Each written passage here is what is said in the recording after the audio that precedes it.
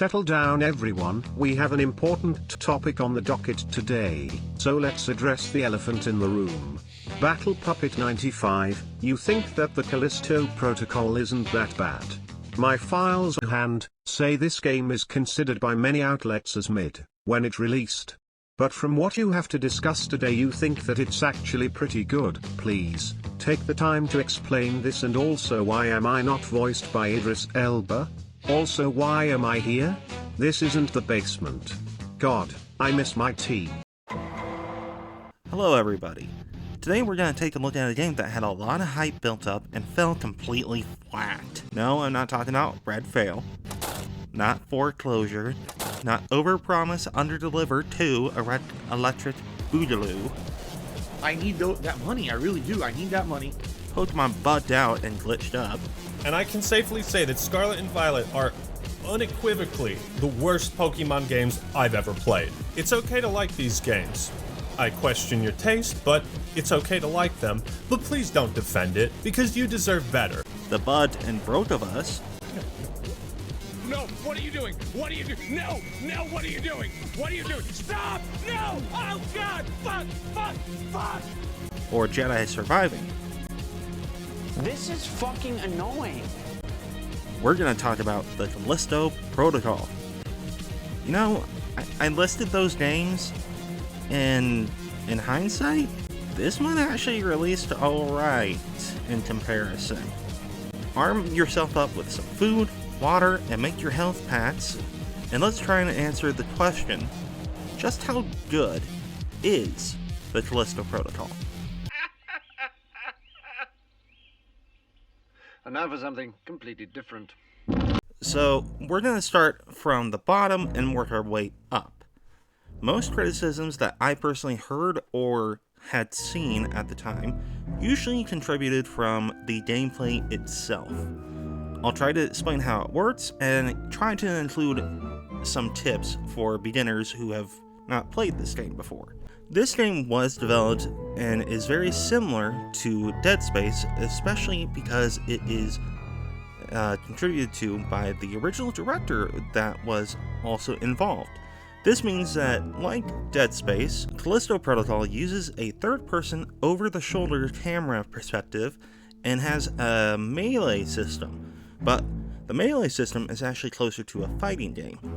For example, in Injustice 2, the stick, instead of a dedicated block button or even a dodge button, you hold the stick away from your opponent and your character automatically blocks and or dodges. This similar thing happens with Callisto Protocol's defensive features. Now what is different is that, unlike in Injustice 2 where you can only really block, you can dodge. It's not really dodge, not like dip, dive, duck, dodge and dodgeball type thing. Just remember the 5 D's of dodgeball.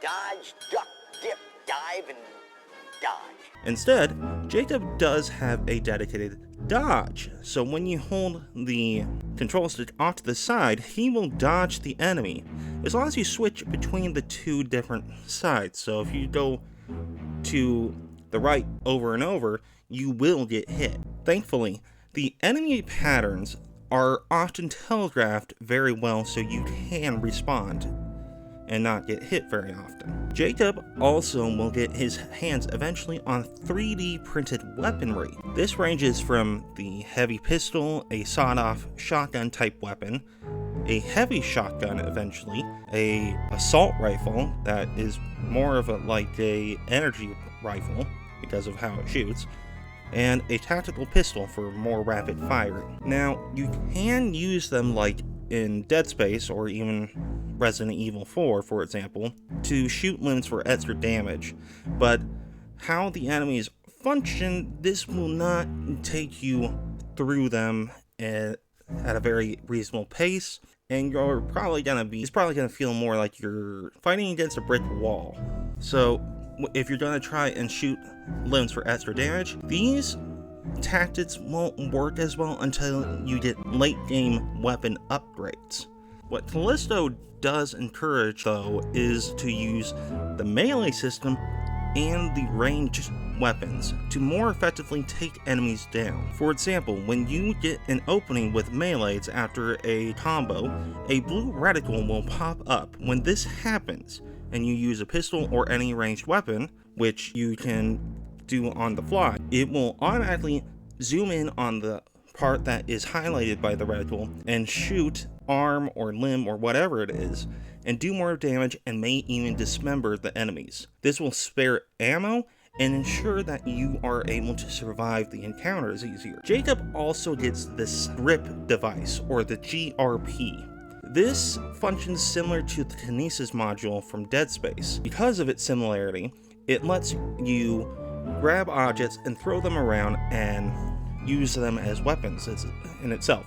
What is different is that the grip device lets Jacob actually pick up enemies and throw them into the hazards or even other enemies. Now, this doesn't work on all enemies, but it does add more versatility to a device that you wouldn't think has a lot of uses.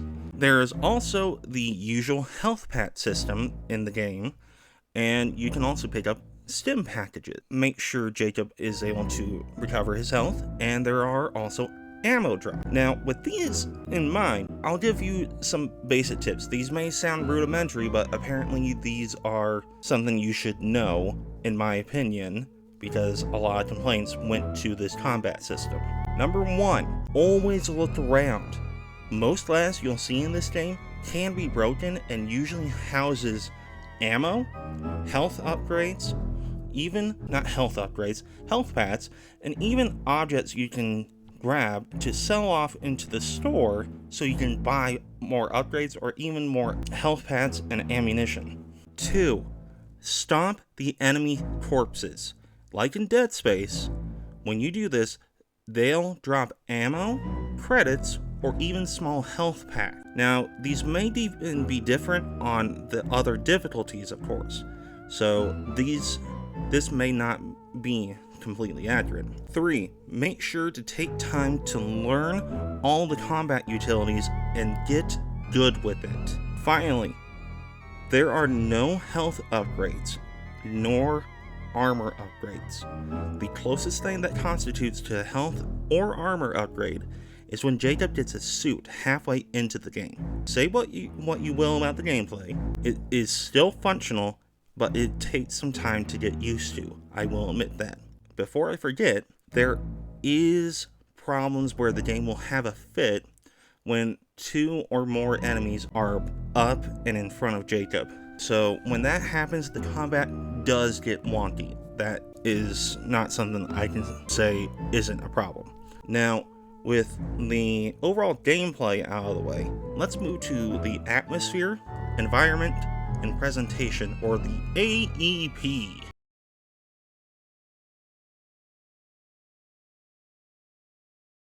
Right away, Callisto Protocol gets you with its atmosphere, with a tense environment, with the actors selling a tense situation, and how they react to what is happening adds to it very well. The environments are also wonderful to look at, from the claustrophobic prison areas, the various labs being very uncomfortable to go through, the sewers being absolutely gross to go through, to the snow areas feeling isolative and just oppressive, to the abandoned areas that you can go through feeling devoid of life and hiding various horrors within. These both contribute to the overall feel of Callisto Protocol. And then there's the presentation of Callisto Protocol and the actors. The sound design contributes to what I must say is a very strong sci-fi horror game, with the various sounds, effects of the creatures,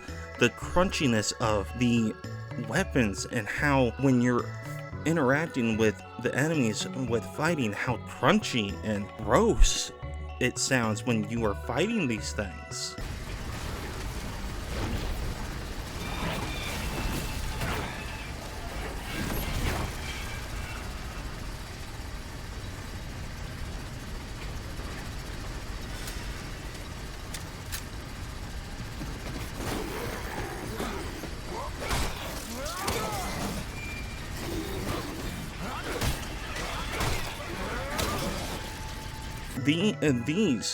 all three of these, the AEP of Callisto Protocol, contributes to a very, very solid sci-fi horror game, I must reiterate. Now, we're gonna get into probably the strongest part of the game now. The story. Just know there may be things I have missed, and there will also be spoilers. If you want to skip this part, I'll put a timestamp somewhere around here. It's time to Callisto Protocol has you playing as Jacob, a shipper who is doing a last job when his ship crashes on Callisto, the dead moon that is around Jupiter, and is imprisoned in Black Iron Prison, the typical prison area of a sci-fi horror standard setting for the game. After he's implanted with the health bar, I'm not joking, this is actually the health bar he's implanted with and shows how you get health right back, and falling unconscious, Jacob wakes up in the midst of a jailbreak. But instead of just people that are breaking out of this prison, strange creatures are also attacking the inmates and guards. After arming himself, he tries to escape with a fellow inmate called Elias. Jacob even finds more tools and some strange things inside the medical areas. For example, this infection seems to have been happening before the breakout even occurred.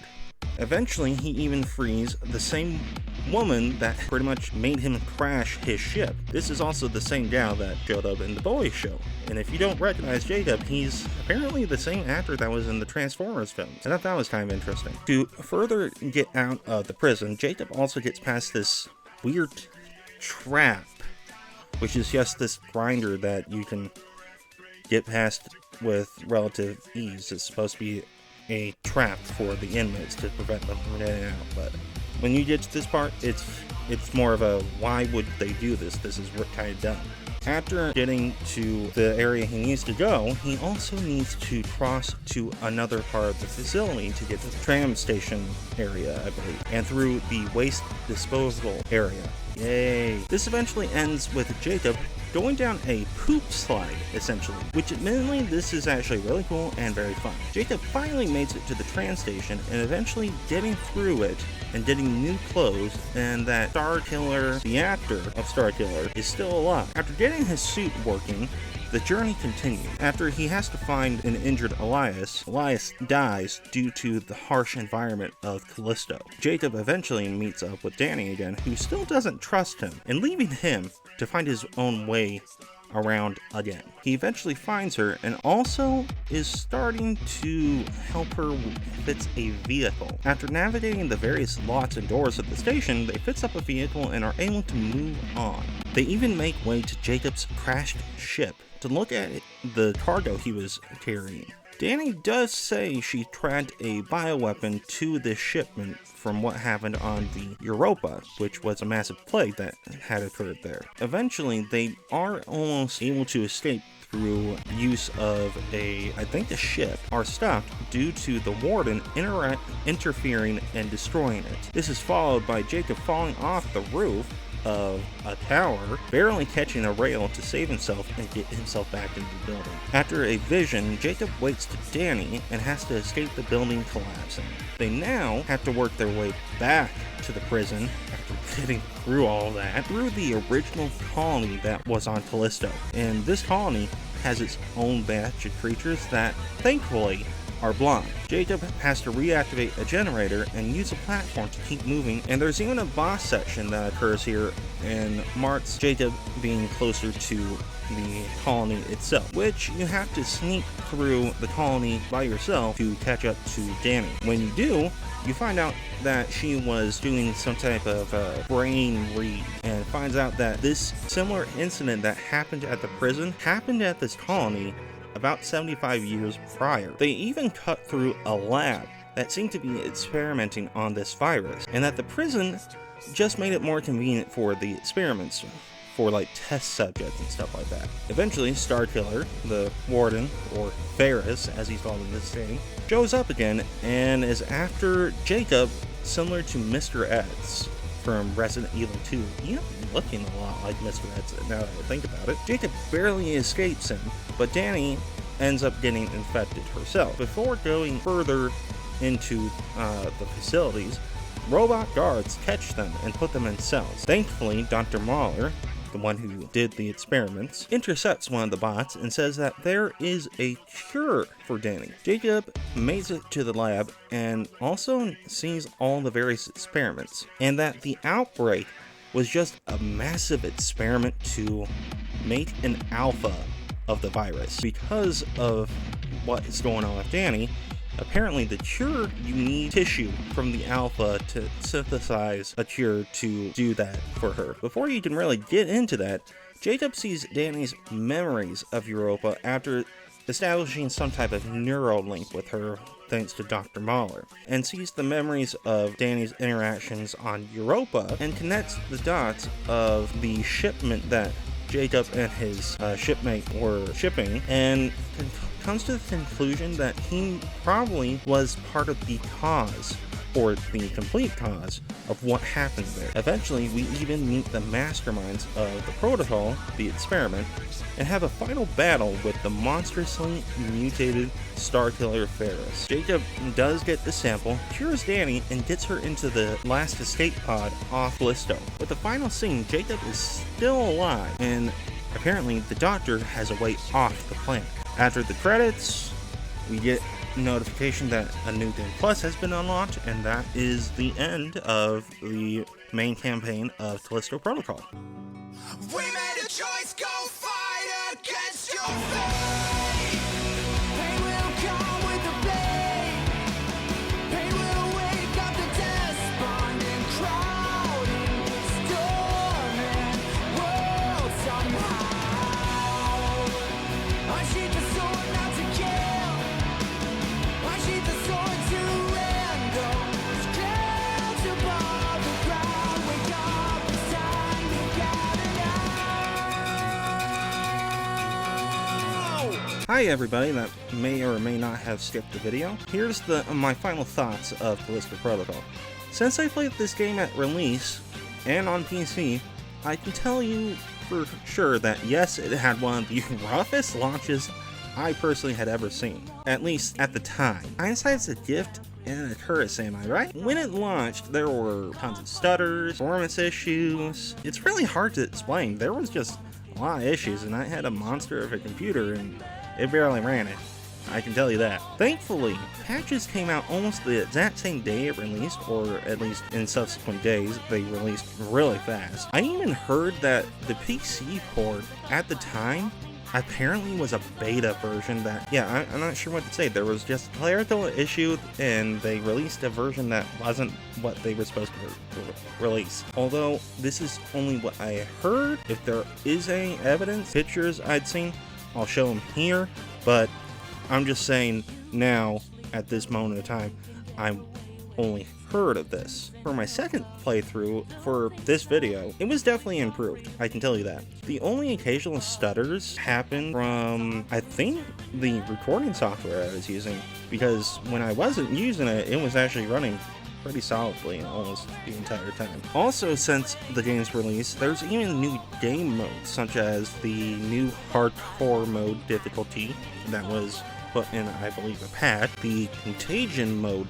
DLC, and a Riot mode, which is a take on the Horde mode gameplay loop. There's also supposed to be more DLC later on as well, so if you think that Season Pass is kind of meh, it was at release. These days, the Season Pass is definitely a bit more worth it. The game itself also goes on sale very often these days, so if you're interested in buying it, I would definitely recommend it wholeheartedly. Even though it is rough in areas, it's still a very solid sci-fi horror game. Now, time to get out of this prison, am I right? Oh, thank God it's over. Please subscribe for more, or even like the video, or I won't get my tea in time.